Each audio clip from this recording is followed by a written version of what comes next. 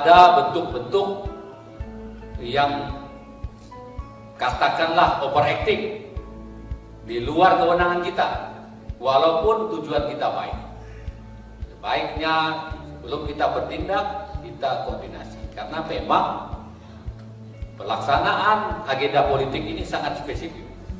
Sudah ada institusi yang bertanggung jawab langsung, katakanlah Bawaslu, untuk hal-hal yang terjadi saat ini maupun ke depan, yang berkaitan dengan pelanggaran, kaitan dengan ketidakdisiplinan dan lain-lain. Kita akan berkoordinasi baik secara resmi melalui persuratan maupun koordinasi di lapang. Dan saya yakin dan percaya Bawaslu itu akan selalu siap dan aware untuk menerima laporan dan koordinasi kita, khususnya rekan-rekan di tingkat kelurahan dan kecamatan yang memang menjadi lini terdepan untuk memonitor hari demi hari dari apa yang berkembang di tingkat masyarakat. Badan Kepegawaian dan Pengembangan Sumber Daya Manusia atau BKPSDM Kota Singkawang menggelar sosialisasi netralitas aparatur sipil negara dalam pemilihan umum dan pemilihan kepala daerah serentak tahun 2024.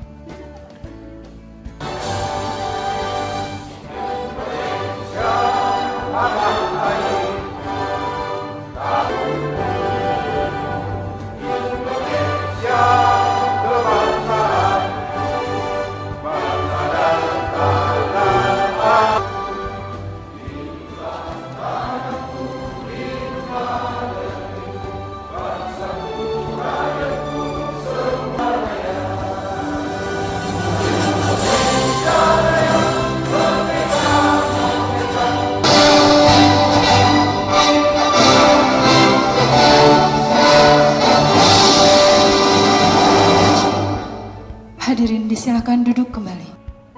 Sosialisasi digelar Kamis siang 26 Oktober 2023 di Ballroom Hotel Swiss Berlin Singkawang dengan diikuti ASN, sejumlah kepala OPD dan pejabat di lingkungan pemerintah Kota Singkawang serta instansi terkait lainnya.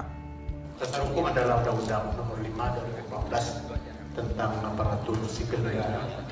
Yang berikutnya Undang-Undang Nomor 10 tahun 2016 tentang perubahan kedua atas Undang-Undang Nomor 1 tahun 2015 tentang peraturan pemerintah pengganti Undang-Undang Nomor 1 tahun 2014 tentang pemilihan gubernur, bupati, dan wali kota menjadi undang-undang.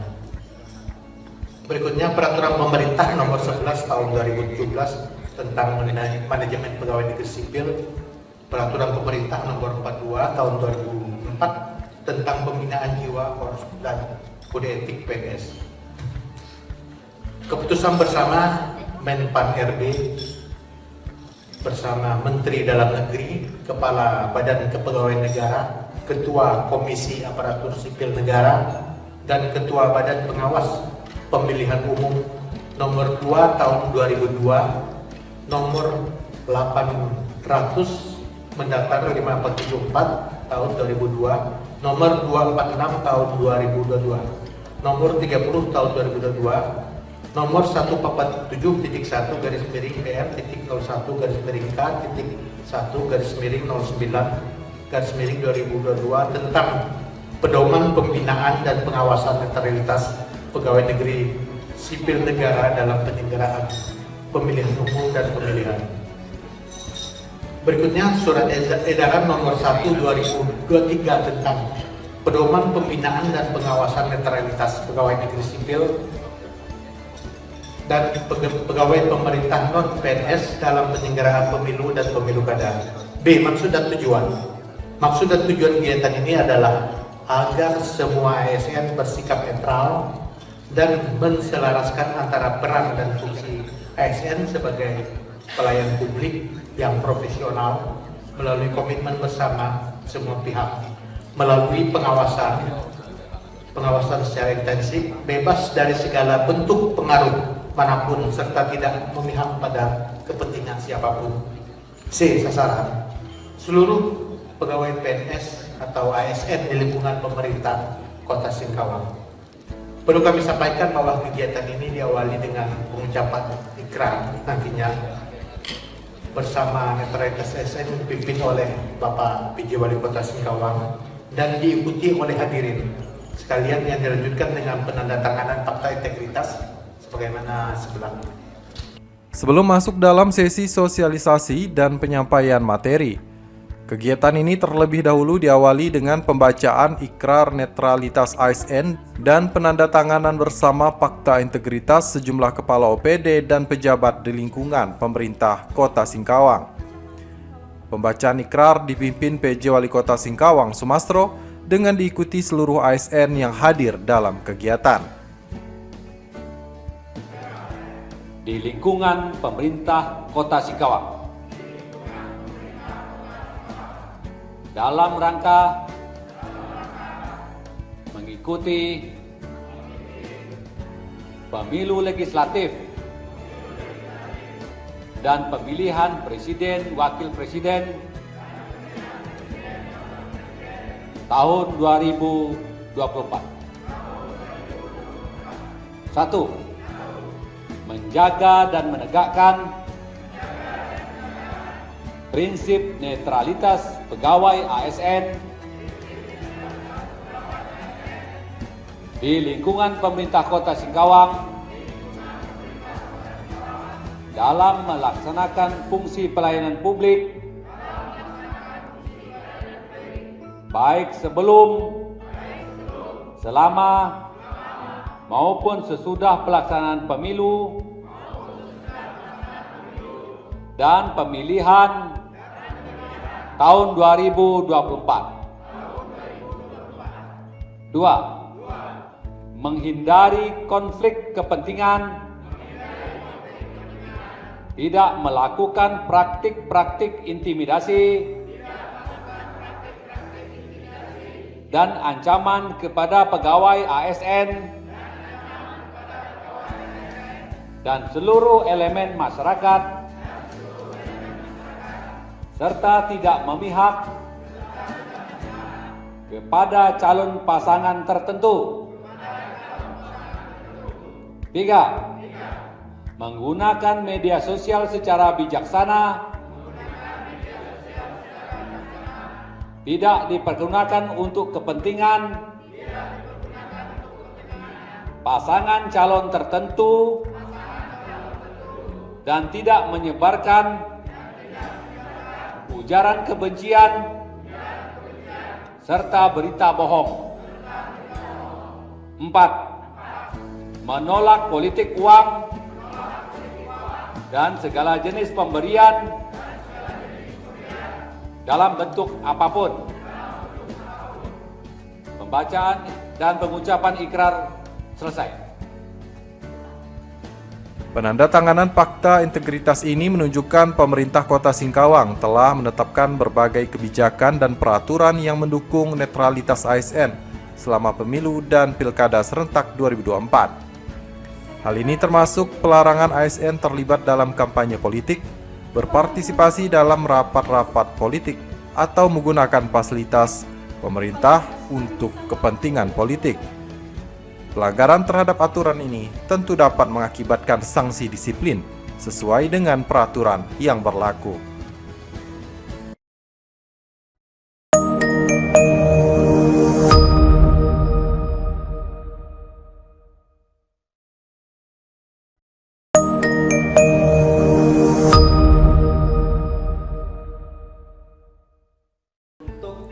Pemilihan umum dan pemilihan kepala daerah serentak adalah momen penting dalam sistem demokrasi di Indonesia. Pemilihan ini merupakan upaya warga negara dalam menentukan perwakilan mereka di tingkat nasional dan regional. Bagi aparatur sipil negara, termasuk yang bertugas di pemerintah Kota Singkawang, menjaga netralitas adalah tugas utama agar proses pemilu dapat berjalan dengan adil dan demokratis. Oleh karenanya, pemerintah Kota Singkawang berupaya menjalankan tugasnya dalam menjaga netralitas aparatur sipil negara pada pemilu dan pilkada serentak 2024 mendatang. Koordinasi terus-menerus kepada KPU dan saya secara khusus akan memberikan atensi melalui OPD, dalam hal ini Kesbangpol, untuk jadi bagian dari kekuatan dalam memastikan penyelenggaraan kegiatan dan agenda politik ini berlangsung dengan baik. Kemudian hal-hal yang memang diperlukan sebagai bagian dari satu persatuan ataupun satu kelengkapan. Di antaranya yang terakhir, saya mendapatkan laporan dukungan dari kekuatan Linmas, ya, di setiap TPS, di setiap kelurahan dan kecamatan, dan memerlukan dukungan penganggaran dan lain-lain. Dan saya berharap OPD yang mengampung ini untuk segera melakukan satu kajian, menghitung keperluan sarana prasarana dan kelengkapan yang diperlukan, dan kita adaptasikan di dalam langkah-langkah untuk penganggaran dan pencairan anggaran yang diperlukan tepat waktu. Karena kita tahu sebentar lagi sudah berakhir tahun anggaran ini, dan kita akan memastikan pada hari H pelaksanaan Pileg dan Pilpres tanggal 14 Februari 2024 ini tidak ada lagi hal-hal yang menjadi kendala dan persoalan. Inilah yang dapat saya sampaikan. Sekali lagi, saya berharap kedewasaan dan kecermatan kita untuk memahami dinamika dan perkembangan situasi yang ada di sekitar kita ini harus benar-benar dilaksanakan dengan optimal dan demi kebaikan kita bersama. Kita tidak memikirkan ada sanksi, penalti dan lain-lain untuk kita terima di belakang hari karena ketidakcermatan, karena adanya faktor-faktor yang menjadi human error dan lain-lain. Saya tidak berharap ada persoalan itu. Apalagi pelanggaran itu sudah kita ketahui kategori-kategorinya.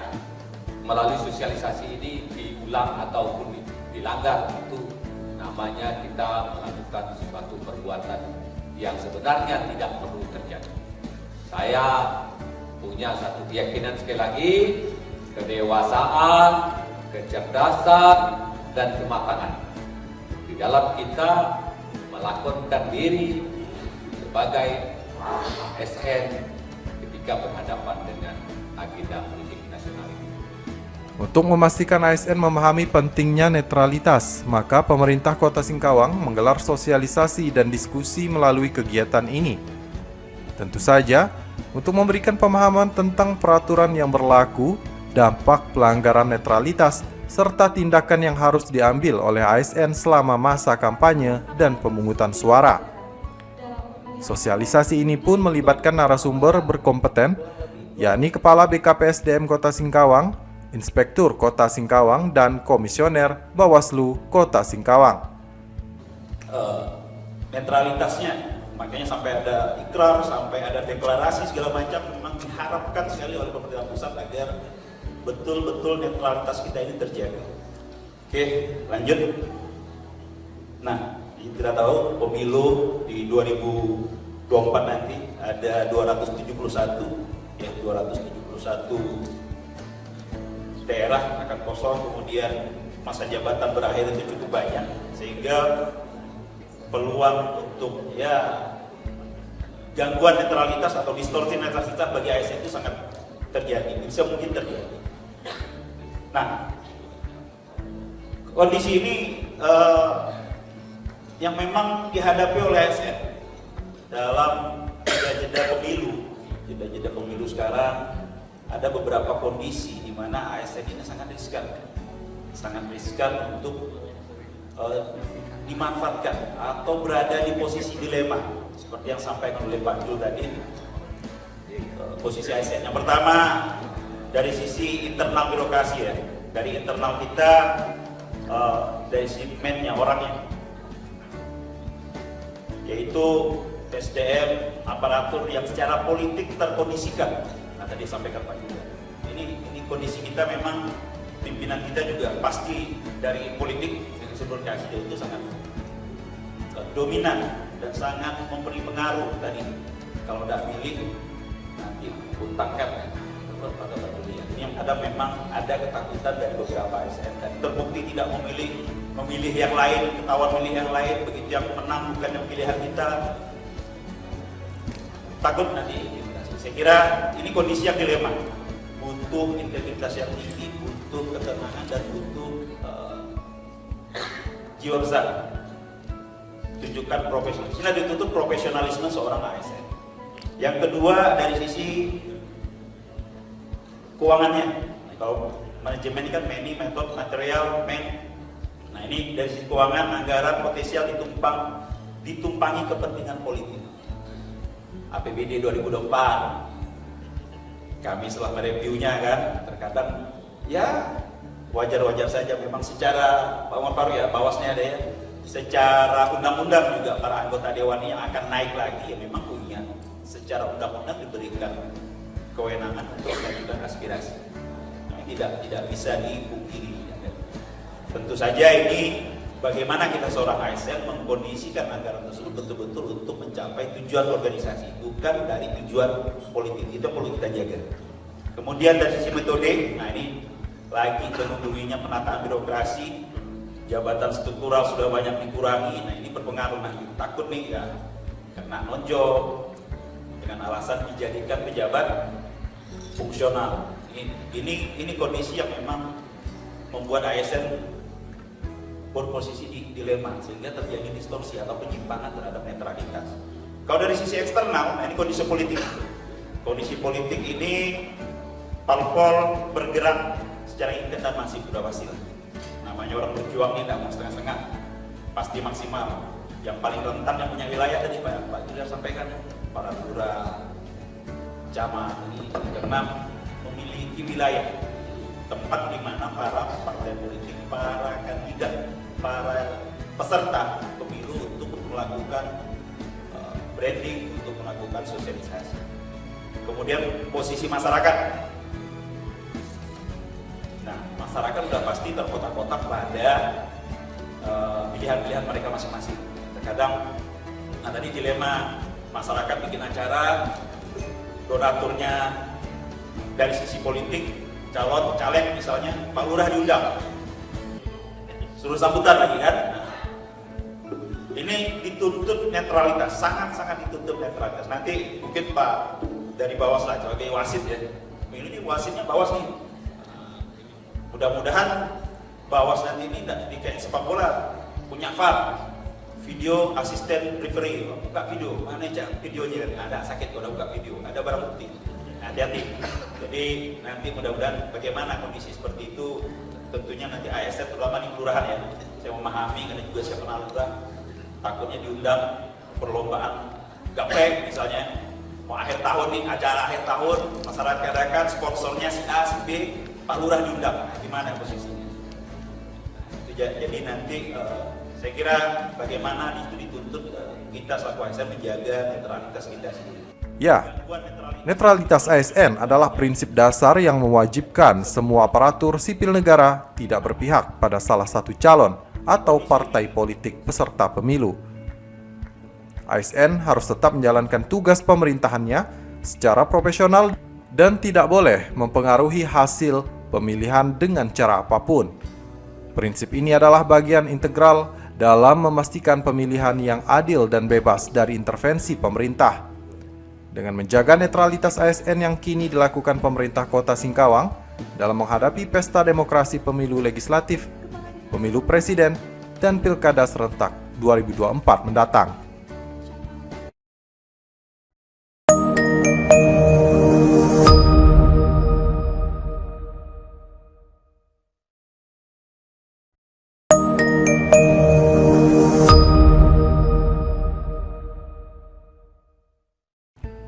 Pada pagelaran Pesta Demokrasi nanti, netralitas aparatur sipil negara adalah pondasi penting dalam memastikan bahwa suara warga Singkawang benar-benar tercermin dalam hasil pemilihan tanpa adanya intervensi dari pihak-pihak manapun yang tidak berwenang. Dengan langkah-langkah dan upaya yang telah diambil, menunjukkan keseriusan dan komitmen pemerintah Kota Singkawang untuk menjaga integritas, demokrasi, dan kepercayaan publik dalam sistem pemilihan di Indonesia.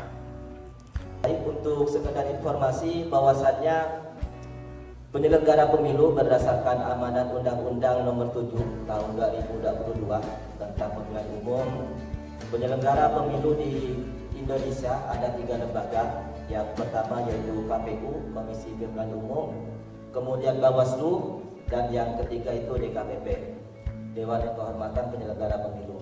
Jadi kalau KPU ini mereka penyelenggara yang bersifat teknis, yang menyiapkan teknis-teknis untuk penyelenggara pemilu. Kemudian kita di Bawaslu mengawasi. Jadi tadi yang disampaikan kita di wasit sebenarnya. Jadi wasit penyelenggara pemilu antara penyelenggara dengan peserta dan masyarakat. Dan yang ketiga DKPP. Nah, jadi kedua penyelenggara pemilu baik KPU dan Bawaslu diawasi oleh DKPP. Ini wasit yang paling tinggi. Karena kita apabila beririsan dengan pelanggaran maupun kode etik maupun tugas dan wewenang, maka kita juga berurusan dengan DKPP.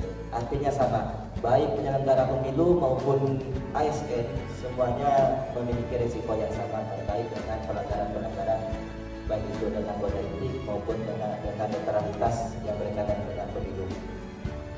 Baik, lanjut. Jadi sekedar informasi bahwasanya pelaksanaan pemilihan umum dan pemilihan tahun 2024. Nah, jadi di sini ada 2 istilah, pemilihan umum dan pemilihan. Jadi kalau di pemilu 2019, pemilihan umum itu masih artinya pemilu yang dilaksanakan 5 tahun sekali, yang memilih ada 5 suara. Yang pertama presiden dan wakil presiden, DPR RI, DPD, DPRD provinsi, dan DPRD kota. Itu pemilihan umum. Dan kemudian di 2018 pemilihan kepala daerah itu disebut pemilu kada. Tapi di 2024 di pemilihan serentak ini dikenal dengan istilah pemilihan.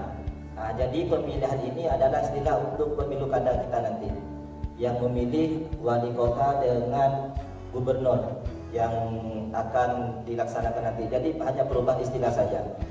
Jadi kesepakatan pemerintah, DPR RI, dan penyelenggara pemilu antara ini Bawaslu, KPU, DKPP, yang RTP dengan Mendagri yang dilaksanakan pada tanggal 24 Januari dan 4 Juni telah disepakati bahwasanya pemilihan umum itu jatuh pada hari Rabu, tanggal 14 Februari. Jadi kalau istilah oleh kawan-kawan KPU, 14 Februari ini ada istilah baru.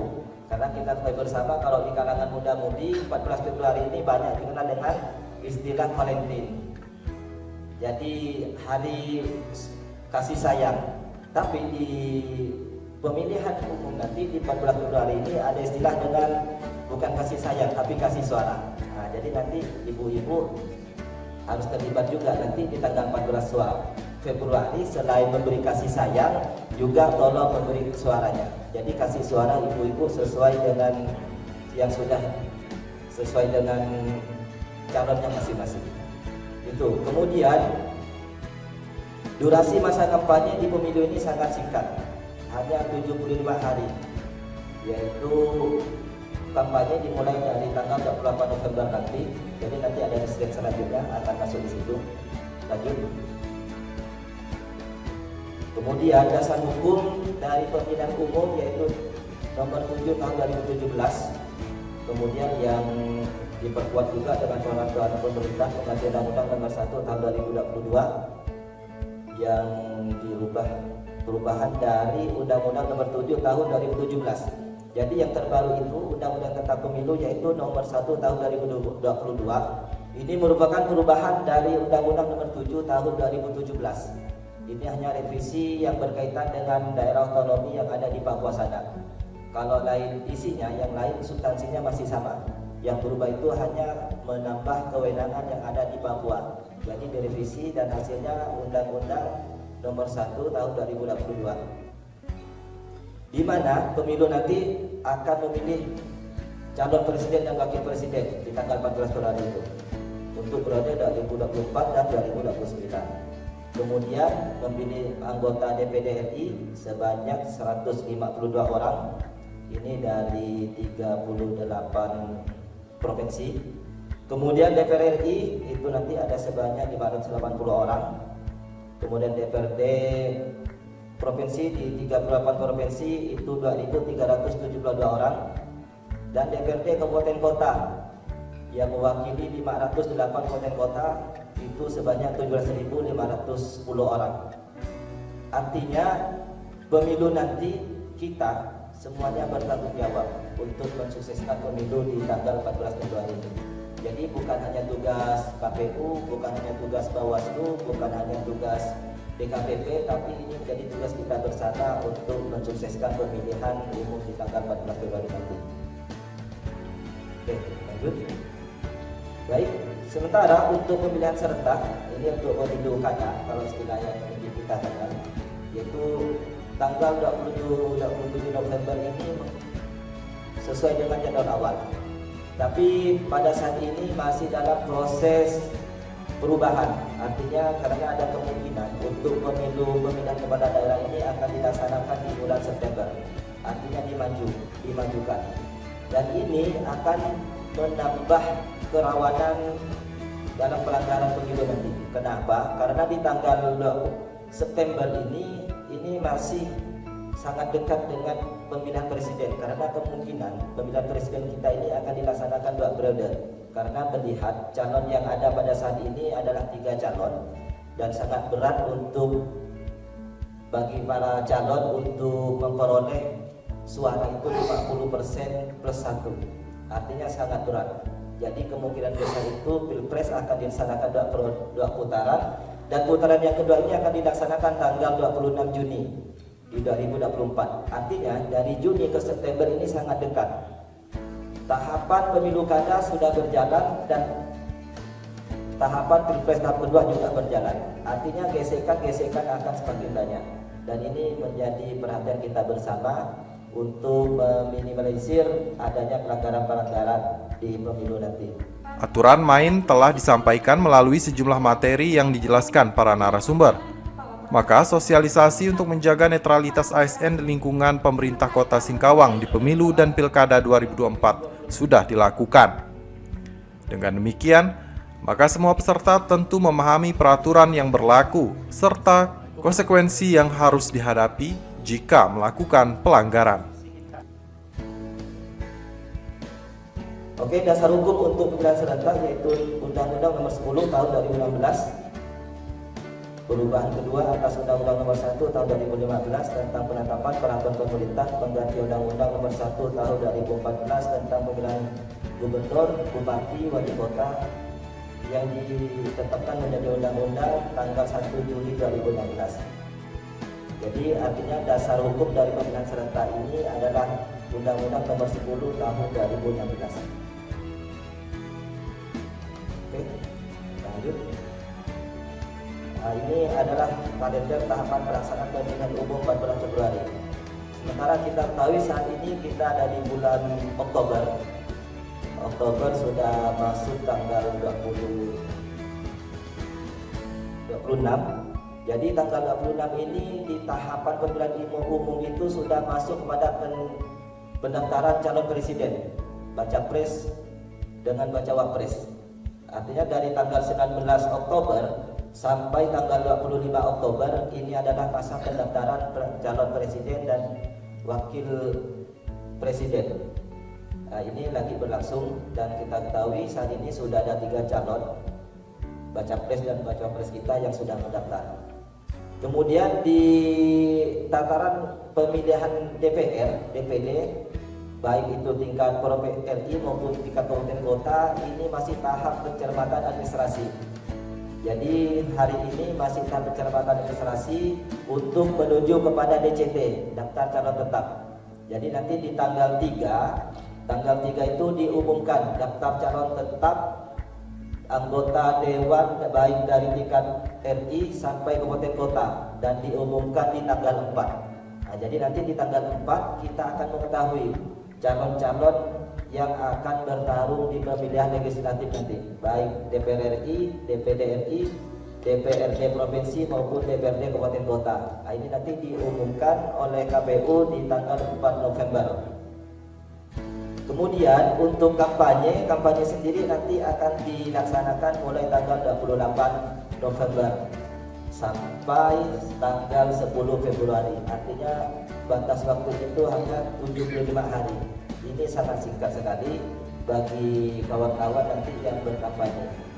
Tapi biarpun sangat singkat, kerawanannya juga sangat besar karena mereka harus berlomba dengan waktu, sementara apa yang wilayahnya kita ketahui sangat luas. Di Singkawang sendiri wilayah jangkauannya juga sangat luas. Artinya dengan waktu yang sangat sedikit, ini juga sangat memungkinkan bagi mereka terus berlomba dan potensi pelanggarannya juga semakin besar. Pemerintah Kota Singkawang telah melakukan berbagai upaya untuk menjaga netralitas ASN-nya menghadapi pemilu dan pilkada serentak 2024. Melalui kebijakan, sosialisasi, pengawasan, dan partisipasi aktif masyarakat. Maka diharapkan proses pemilihan di Kota Singkawang dapat berlangsung dengan jujur, adil, dan berkualitas serta demokratis.